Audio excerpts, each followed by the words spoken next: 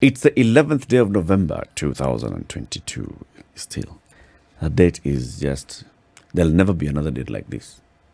11/11/22.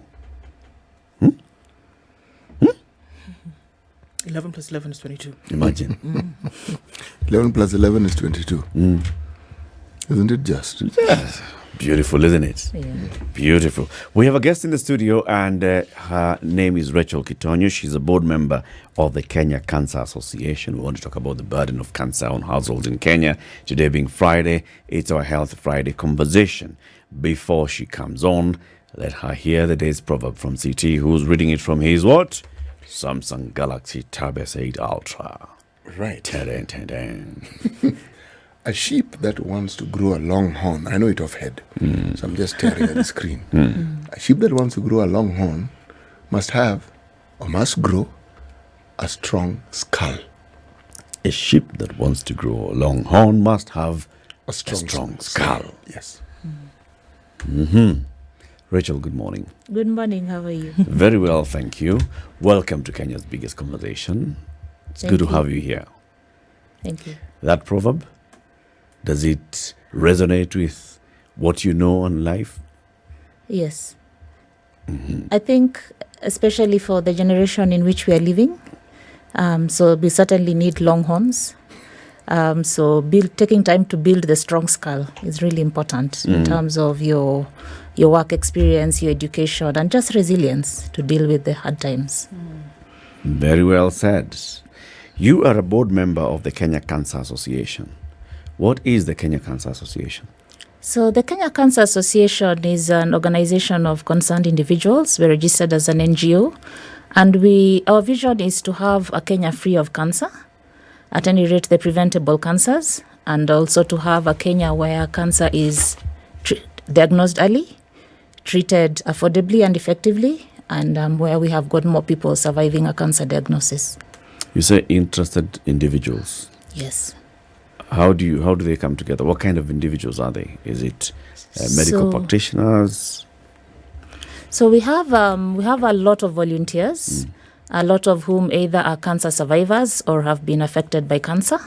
So, for example, myself, I've lost 3 aunties to cancer, so I take cancer very personally. And among them, they come from all walks of life, ranging all the way from students to doctors to lawyers like myself to mothers, fathers. Generally, any Kenyan who's bothered about cancer in Kenya and wants to do something about it is welcome. So what do you do? So myself, I'm a lawyer by profession.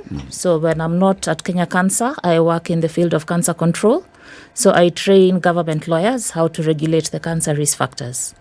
So my interest in cancer came from that background of having lost 3 relatives, but also I work day to day on cancer control. And as the association, in order to realize your dream and your goal of a cancer-free Kenya, so what is it that you're doing? Is it about policy? Is it about programs? Is it about education and awareness? What exactly do you do? So there are 4 main things that we do. I think the most urgent right now is helping cancer patients and survivors. So one of the things that we do is we run a program with the Kenyatta National Hospital where we give out NHIF cards. So this is under our cancer patient support program. And we find that there are many people who cannot afford the 6,000 for NHIF. And because especially if you're paying as an individual, you have to pay monthly. If you fail to make a monthly payment, or 2 or 3 monthly payments, your card goes dormant. And so many of the patients that we deal with are brought to us by Kenyatta National Hospital because they've fallen into that problem. So either they come into the hospital and they don't have an NHIF card, or their card has had issues and therefore their treatment has been stopped. And so then what happens is that if they come in and then they have to pay the penalties, then they're given a 2-month waiting period. The cancer doesn't wait. So by the time they come back again, the cancer has gotten worse. So we felt that was the first place that we could step in to help all those who cannot afford the 6,000, so that we pay for the card and we pay for it upfront. And so with NHIF, if you pay upfront, we've also discussed with NHIF and we're able to reduce that waiting period so that they get the treatment that they need. Other patient support activities that we do, we help the Stoma World Kenya. We make some donations towards stoma bags. So basically, a stoma bag is that for some colorectal cancer patients, when the intestine is operated on, they have to divert the route through which they go to the toilet. So they don't go the normal way. A hole is made in the stomach. And then you have to attach a bag there. So most of us think pooping is automatic, which it is. It's the first thing a baby does when they're born, other than crying. And we don't think much about pooping. But when you have to pay to poop, because that bag costs money, and the cheapest bag is 300 shillings. So imagine each time you poop 300 imenda hivyo. It gets really expensive. Yep. And it doesn't matter how wealthy you think you are. I mean, if you're going to live for 20 years, you can calculate just how many times you'll poop and use a bag. And so we contribute towards the purchase of those bags. We also give wigs to women who've lost their hair. We give prostheses for breast cancer patients. So generally, that's patient support. So that's the first thing that we do. Then the second is education. And so when we are educating, we are trying to do two things. One is to create awareness about the risk factors so that people can prevent cancer. 40% of cancers are preventable by 4 common policy issues. So the first, of course, is not smoking. The second is alcohol. The third is unhealthy food. And the fourth is exercise. And all of those are things which at a personal level you can deal with, but there are also policy areas where the government can get involved. So we educate. Then the second thing is the importance of screening and early detection. And so particularly when you look at the top 2 cancers in Kenya for women, which is breast and cervical cancer, both are screenable. So there's no reason why we are catching cancer patients at stage 3 and at stage 4, yet these are diseases that can be caught cheaply and effectively by screening. And so if, for example, you look at cervical cancer, the cervical cancer test, which a woman has to do every 5 years, and if you get a clean result, it's every 5 years. If they see something, every 2 years. And the cheapest test is about 1,000, 1,500. So if you love your mother, you love your sister, you love your auntie, you love your house help, why are women not getting screened? And it's not complicated. It takes about 15 minutes for the screening to be done. If you get your clean bill of health, you're clean for the next 5 years. And so building that awareness among Kenyan women that you need to go for your cervical cancer screening.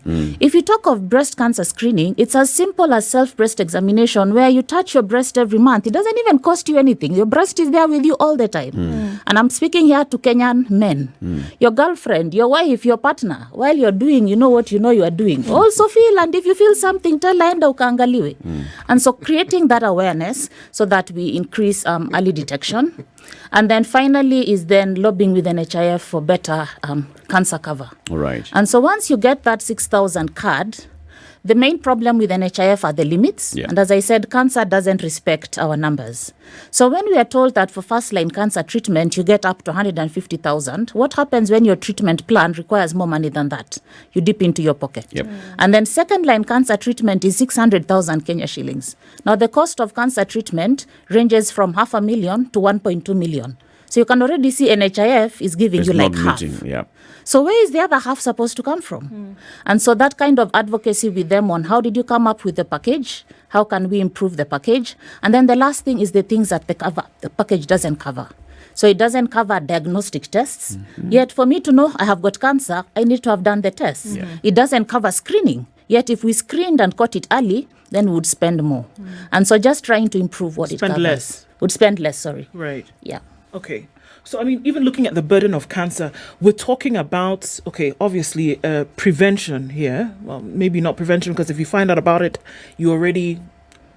chances that you already have it. What you're looking at now is the stages of it, isn't it? Now, what are the benefits to pre-screening? What are the benefits to checking early? As we build this conversation, what are the benefits to checking early that would mitigate the burden that we are seeing on households today?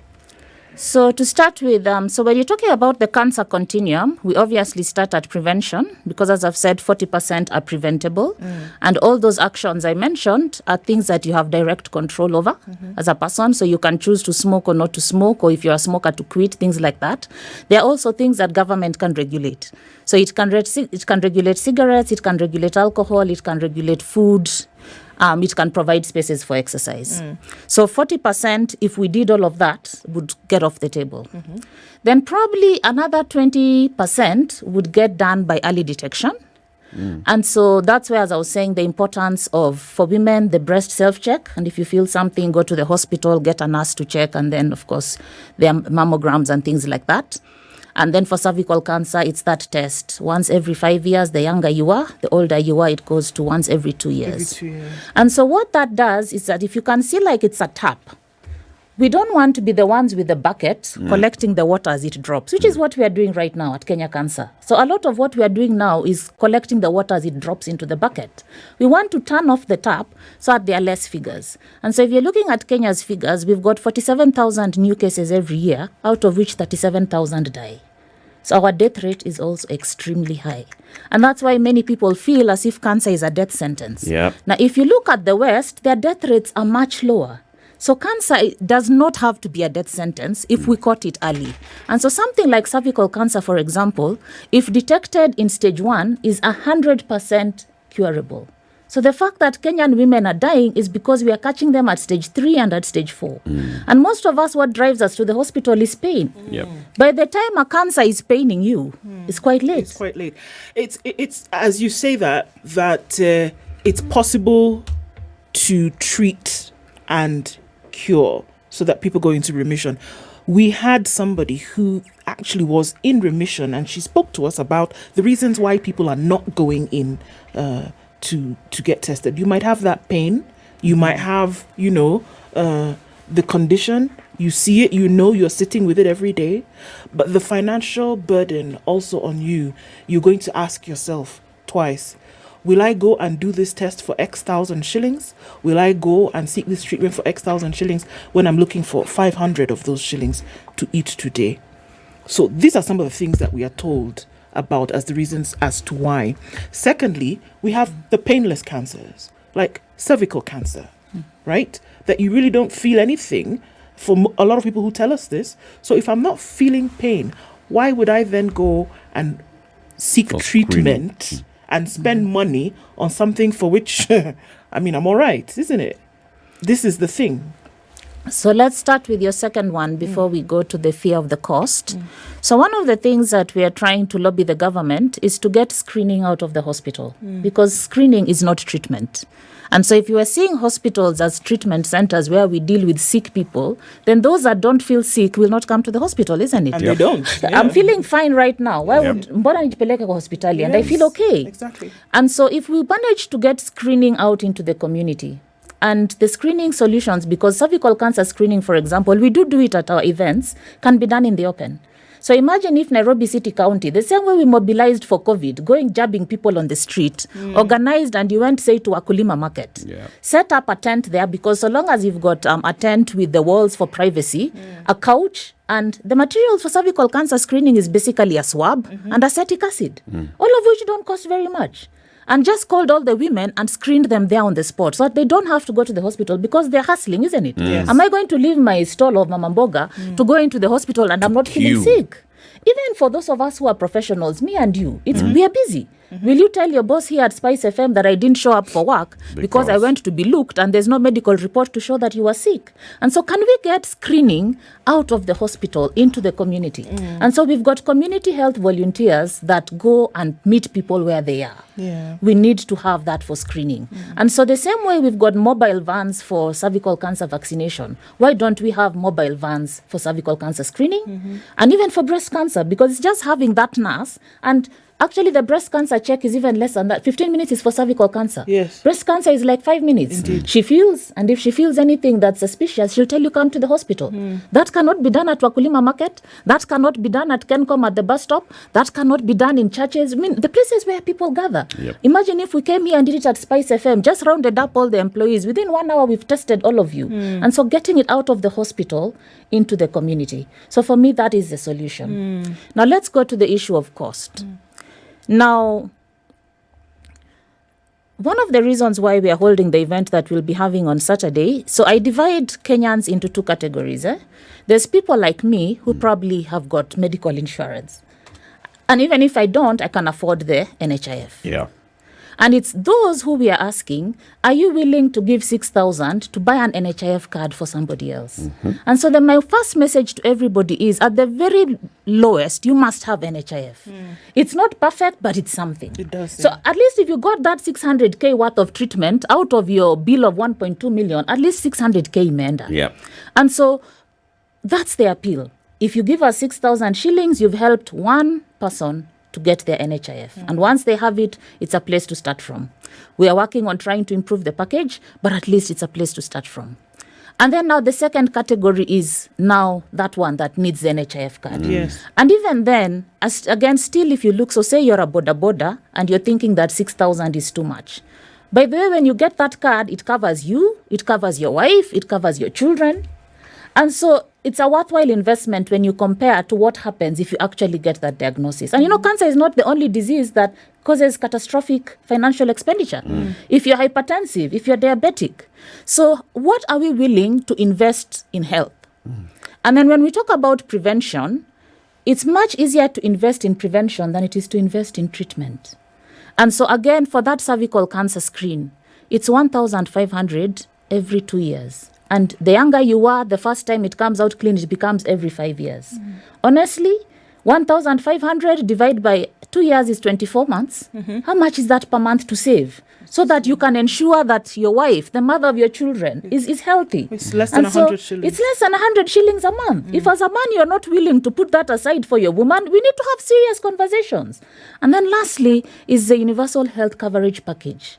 And so as we're having these discussions with the government over UHC, what gets into the package?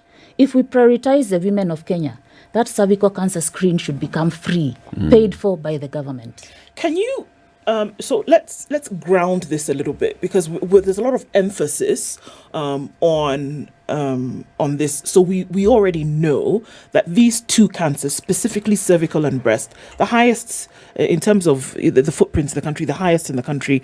I think now we're looking at prostate cancer, then coming in third or so. Yes.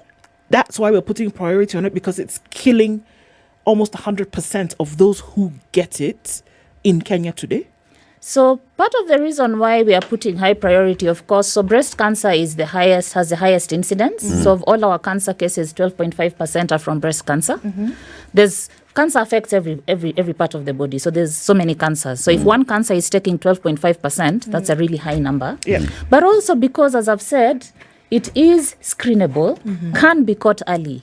And so if you're looking at other things that are really difficult to treat, government has to prioritize. So it's not that we are saying certain lives have got more value than others, but because there are too many problems to solve, a government has to try and prioritize. And so what WHO has done in terms of giving guidance to countries is to say, let's prioritize the cancers that either A, can be caught by screening so that we catch them early and get them out of the way.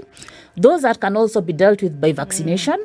And so, for example, for cervical cancer, there's a vaccine. If you look at a country like Australia, their cervical cancer rates are about 4%. In Kenya, ours are really high. The secret was vaccination. And you also then prioritize those that are relatively easy to treat.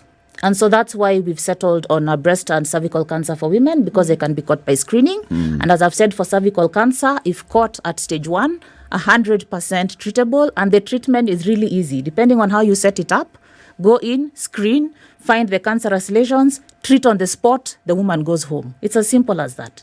So why aren't we making that investment? Sounds to me that there's a lot of awareness that's lacking. Awareness with the public especially. For example, those things that you've talked about, the screening, how much it costs. It's affordable, it's cheap.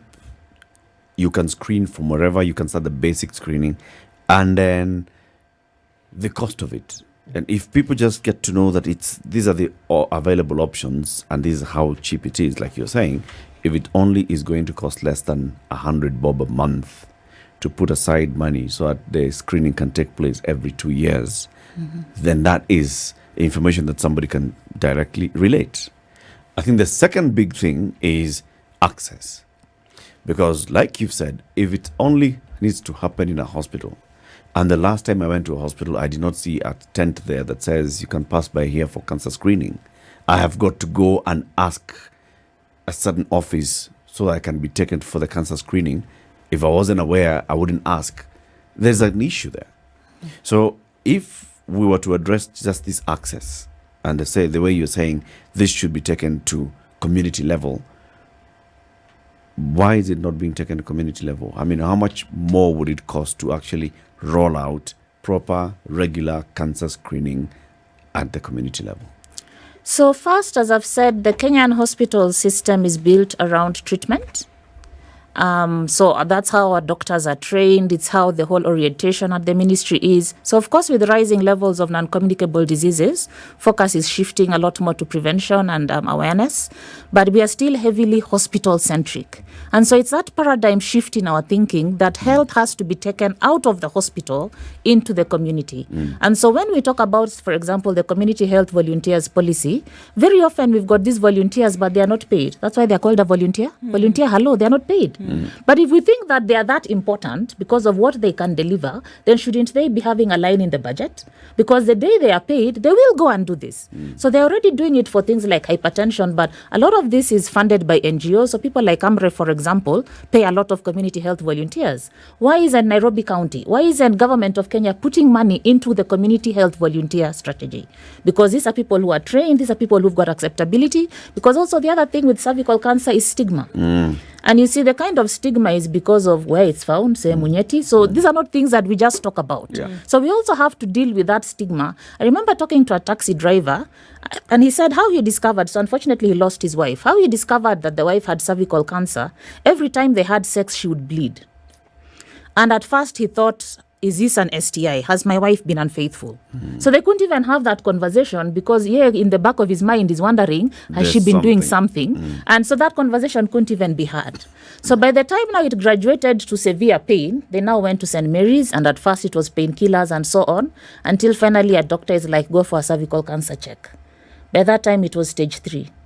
So dealing with that stigma so that husbands and wives, spouses, partners can have that conversation, mothers with their daughters, because of where it is found, and the feeling that this is a sexually transmitted disease. So if I tell my husband that there's some discharge, he'll suspect that I have been.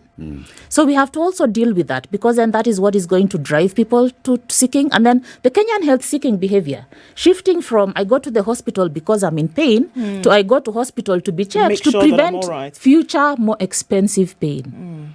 And therefore, when you take the time, especially if you can afford it. So your issue is not cost. Your issue is all those other things. Let's just get the annual checkup. I have several friends who the breast lump was discovered through a regular check. They were not feeling anything. And as I'm saying, cancer in stage 1, very often you will not feel anything. If we caught it there, the survivorship rates are so much higher. You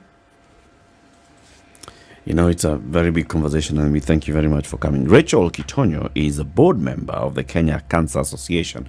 We are talking about the burden of cancer on households in Kenya and what the association has been doing in terms of creating awareness, advocating on behalf of people on the issue of cancer across the country. This is the Situation Room, the only way to start your day. We continue talking to Rachel Kitonyo, board member, Kenya Cancer Association, the burden of cancer on households in Kenya. And basically the message that is coming from Rachel this morning is, if we shift our focus from dealing with treatment of cancer and we focus on dealing with avoiding cancer, preventing cancer, yes, and early screening and catching cancer early, then the burden dramatically reduces.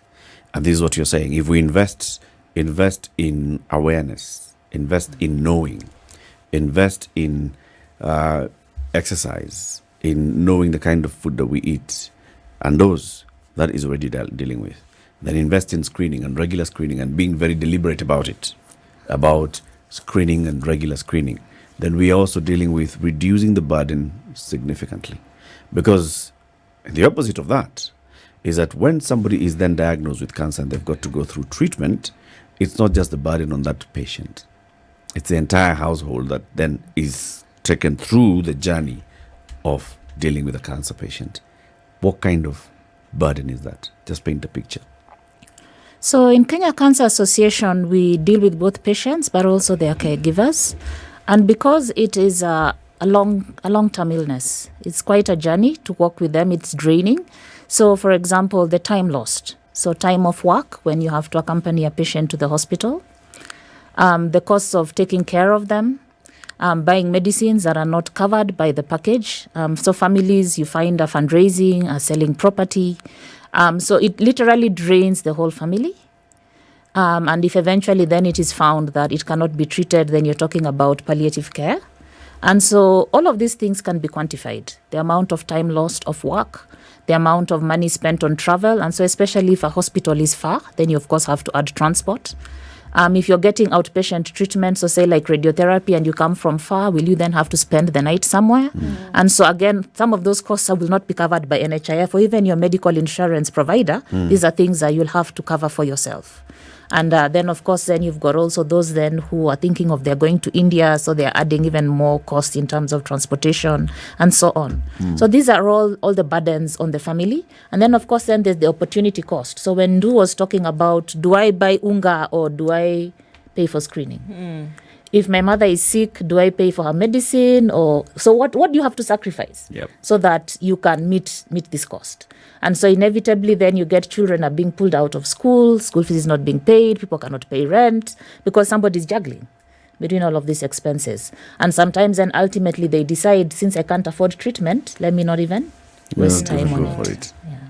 Health is a devolved function. From what you observe and from the data that you have, I will take the view that you know where you have high prevalences of cancer cases in the country. When you look at the county governments, you look at the budgets that they have for healthcare, and you look at the proportion of that budget that goes into the preventative aspects of healthcare, which now will involve community health workers who are often referred to as voluntary community health workers, people who can actually provide this service and this messaging at the community level. Do you feel that they understand the seriousness of the situation that we have and that they have taken appropriate measures to manage this situation within their counties? So to start with, when many governors think about health, because remember we're also dealing with politicians that have got a 5-year period. So they like things that are easy to see, visible. Tangible visible things. And so the easiest is build a classroom, build a hospital, build a ward, right? Yep. Building a classroom does not translate into education. It's merely a building. Putting a ward does not translate into better healthcare. But because they are driven by that, I have to show something. Many of them are running to say we are going to establish a cancer treatment center. And then when we come to check some of these so-called cancer treatment centers, it is a building. Now, a building without equipment, a building without qualified personnel, it's a classroom. It is not a hospital. And so when the governor says, I've established the cancer treatment center, and he's not thought about the human resource that is necessary. And so, for example, if you're going to train personnel for the county, it takes 7 years just to train a doctor before he now does his specialty in oncology. So if, say, you said even we take our doctors and the county invests in training so that you have a qualified oncologist on staff, it will take 3 years of training with nothing to show for it. So your constituents will be saying, Governor anafanya nini? And then he says that daktari wameenda training. People can't see training. And so because they're not thinking long term, they're thinking in sound bites of 5 years. And practically it's almost 3. Because he spends the first year putting things in place. He works for 3 years, and the last one he's campaigning to be re-elected. And so how do we get strategic planning around that whole continuum so that the actions that you are taking are not narrowed on those small tangible things that you can show? And so the investment in personnel is going to take time. And so you need to have like a kind of long-term county plan where you're saying that if in the next 20 years, this is where we hope to go. Okay. And hopefully then your successor picks up from where you left. So that's one thing. Then 2 is also this thing of every county wanting to have its own facility. Now, before devolution, the Ministry of Health had a plan around serious illnesses and diseases because they do cost a lot of money to set up. And so probably what we need in Kenya is maybe 6 serious cancer hospitals. So every county doesn't need to have its own. You can imagine if they got together as a block and contributed. So that maybe you're saying within maximum a radius of 100 kilometers, there is a cancer hospital, right? So then not everybody has to spend 150 million, 200 million building the structure. If the Ukambani counties, decide which county has it, and all of you invest there so that you build a serious hospital. And then the county that gets a cancer hospital doesn't have to build a heart facility. The next county can do it. Because then that way we will have enough resource, and even in terms of training. And then even looking at things of maybe could could we share doctors? Because if all of us are going to have to train our own oncologist, then that means 47 oncologists in 47 counties. We literally don't have that money. And so the beauty when it was at the national level was because the national government could look at all of that and come up with a plan. But the truth is that now that we're in devolution, it has to be done at the county level. And so this whole idea of regional county blocks where they get together and say, we are the Nyanza or Is it Lake Basin region, we are 6 or 8 counties, can we discuss what is our cancer plan? And then does it mean we're building only 2 hospitals so that we reduce the costs? And then the things that can be done at each individual county level would be those community health volunteers and the screening, because then that you would do locally. And then lastly, a really good system of referral, because the other thing that happens when, for example, we as NGOs go out to screen is we find somebody with symptoms, we tell them to go to the hospital and they get lost somewhere along the chain. And so keeping track of all that paperwork, because also once you start screening, you can imagine if we had a national database. I look at countries abroad where the message for you to go for your screening actually comes from the government. So they send you a reminder. They remind you Rachel you're Kitonyo, due for your last screen was 2 years ago. You're due for your next screen. Kindly report to KNH. Okay. These conversations that are being had, it is it's obvious that it's clear about how these things should work, how they should be a symbiotic relationship between government, the facilities, the counties. But obviously it's not happening, right? So where is the connect between the practitioners on this side who obviously see and know the things that are needed and how they ought to operate, and then those who clearly have a role that ought to be played here? Who's having this one-on-one conversation, this hopeful implementation with the counties, if it's being had? So because if we're talking about things like we need more community health workers, we need more on-board, hands-on relationships with would-be patients, who is having that conversation? So let me start by giving some credit where it's due. So Nairobi County, about 2-3 weeks ago, convened all the stakeholders in the health sector, and they were asking these questions. So we as Kenya Cancer were invited, but we were not the only ones. So they weren't just looking at cancer. I think they were looking at health generally in the county. And I think that's the first place to start, where you pull together the stakeholders and you do some kinds of needs assessment. Because remember I said government has to prioritize. It can't solve every problem. And so you try and figure out either where is the burden highest, or where do you get quick wins, or even sometimes cost effectiveness. And so they pulled us together, and we are hoping something good will come out of this. So we, of course, laid our priorities, told them as a county to put emphasis on early detection and screening. Treatment, because we've got KNH, may not be such a big issue in Nairobi. I think Kenyans can access KNH, and KNH anyway is a national government issue.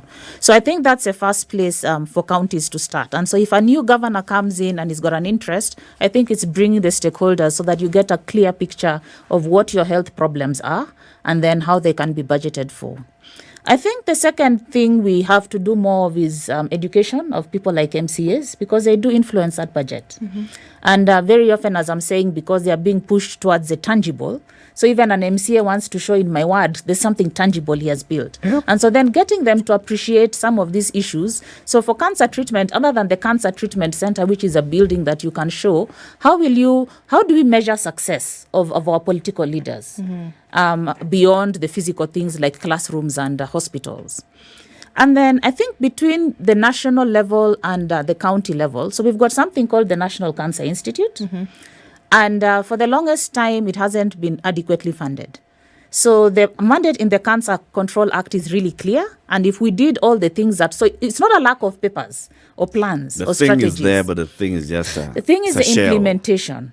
And I always ask myself, when we want to build a new superhighway, the money is found. When we start talking about health, we are told, come with evidence, come with investment cases, come with... When they wanted to build the expressway, which investment case was done? Which evidence was collected? Massive research. We keep on saying, we don't have research.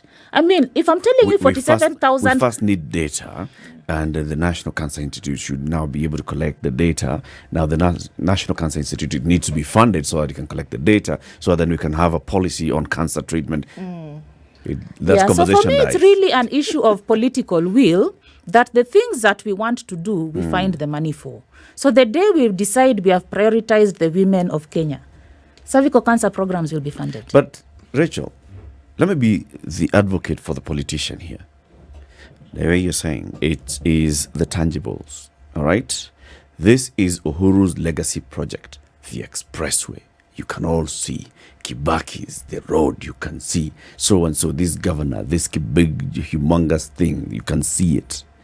It's because of the pressure from the citizens. Maybe we need to start talking about, we as citizens, do we understand the need for investment in healthcare?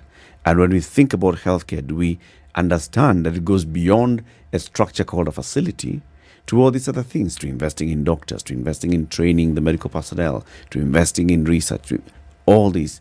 Maybe we need to look at that. Because if we don't do that, it doesn't matter. A governor will come and say, you see what I did. I took our doctors, they went and trained, and they'll be coming back after 5 years, and then we'll have these very qualified doctors. People will tell you, where nyumbani. Okay, so two things. Yes, we as a citizenry have to change our metrics, and I think there's a lot to be done in the civic space, civic education. I mean, I remember before the last election, just talking again to another cab driver. I talk a lot to Uber drivers, and he told me, I'm not voting for my MP again, not the current one. I asked him why. He said, hajajenga barabara. So I asked him, now surely that is unfair. Who told you kazi ya MP ni kujenga barabara? Barabara is not within the remit of an MP. So he's even being scored negatively against a metric that's not his. Judging the fish by its ability to climb a tree. Yeah. Okay. So that's where we have to start in terms of what are the proper metrics. And, one of the interesting things is that now that CDF currently is off the table, MPs are scrambling. Because previously they were ranked by classrooms and things like that, which they paid for by CDF. Yep. When there's no CDF, so there's no money to purchase tangible things.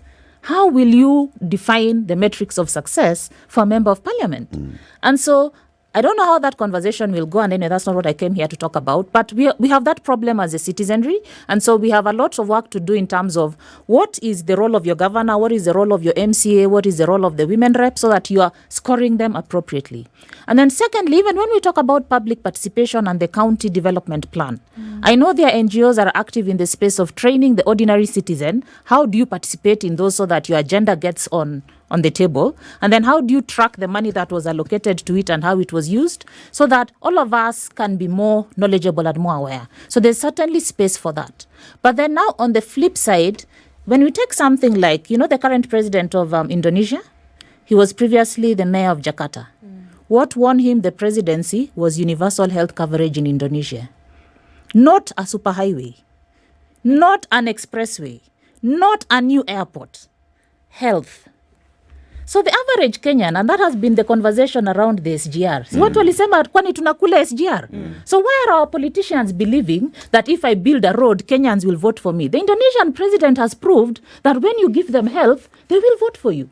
So I'm waiting to hear somebody who will say my legacy is investing in human capital. We also remember Kibaki, other than Thika Superhighway, free primary education. And education is, of course you can build classrooms, but it's the other intangibles. So who says that having a legacy as a health thing cannot get you elected? There's no evidence that shows that it doesn't happen. I want to take you back to looking at the preventative aspects of healthcare. And I want to ask about legislation. My attention is drawn to the county government of Nairobi and the Health Service Act, and how it is that they strived to ensure that within that particular legal document there was a provision for community health workers.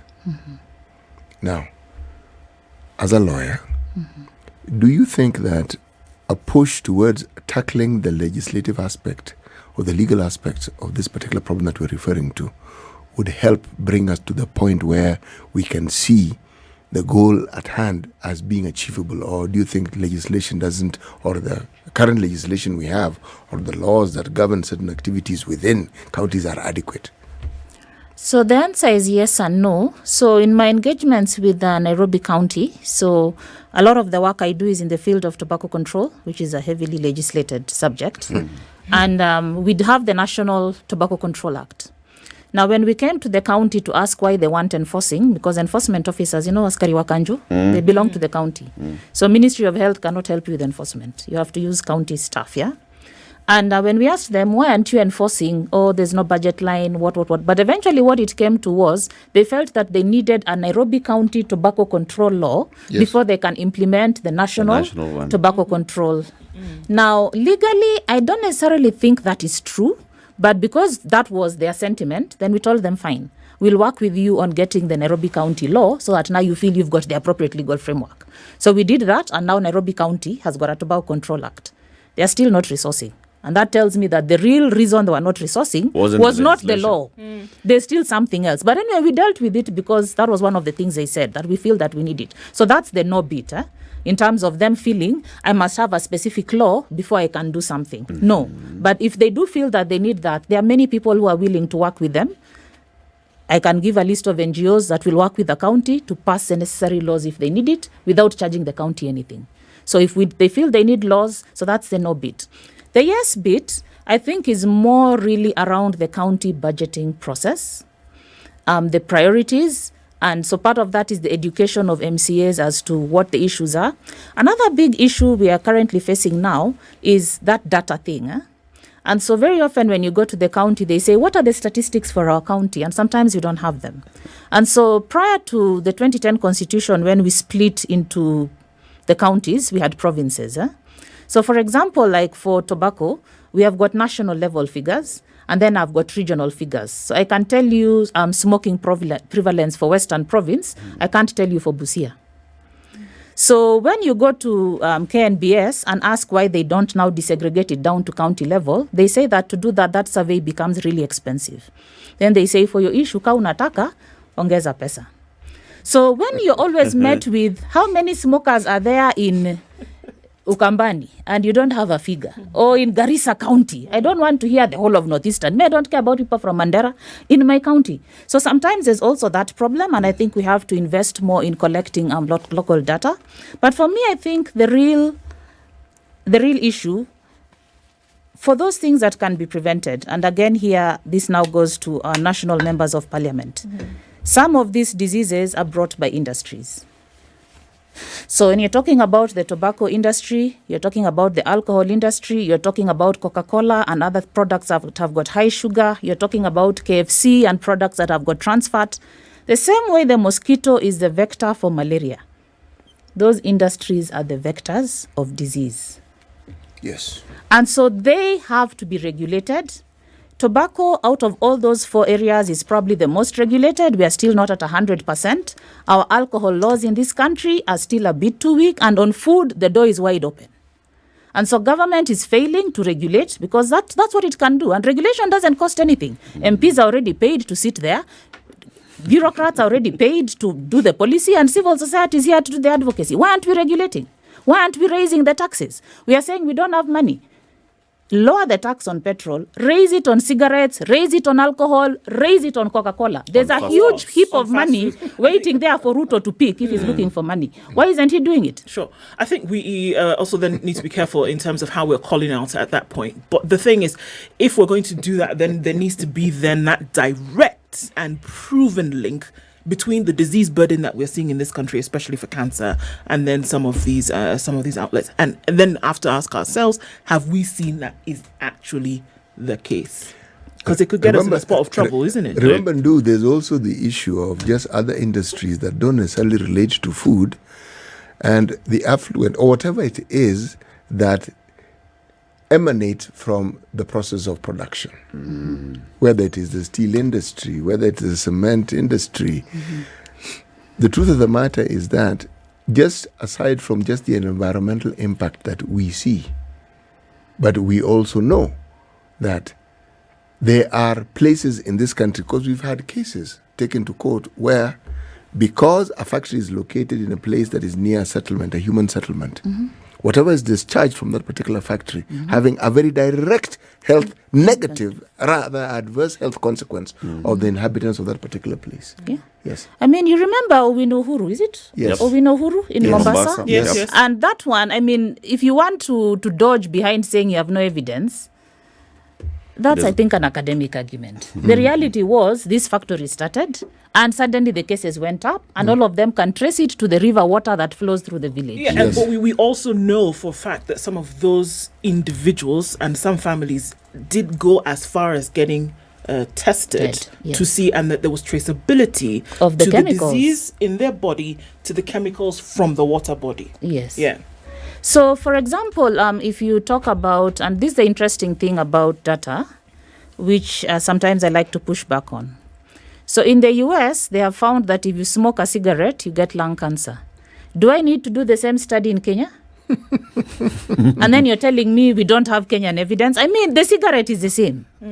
The company making it is the same. So again, you're hiding behind evidence and saying, no, show me the study where the Kenyan doctor took the Kenyan lung. All of us know that cigarettes cause lung cancer. So if the US has proved it, why are you telling me to do another study in Kenya?